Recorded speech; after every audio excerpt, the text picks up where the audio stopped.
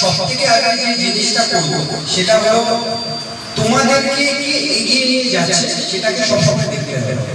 অমিত বাবুর মতো একজন মানুষ যিনি এখানে নিরলস প্রচেষ্টা করে তোমাদের জন্য উনি যা যা কাজ করছেন, মানে আমার পক্ষ থেকে, আমার আস্থা গোটা টিমের পক্ষ থেকে আমি আপনাকে হেডস অফ জানাই, স্যালুট জানাই। তো সবথেকে প্রথমে নিজেদের পড়াশোনা করে এনার মতো একটা মানুষ হতে হবে যাতে আগামী দিনে তোমাদের হাত ধরে অনেক মানুষ যেন, অনেক বাচ্চা যেন উপকৃত হয়।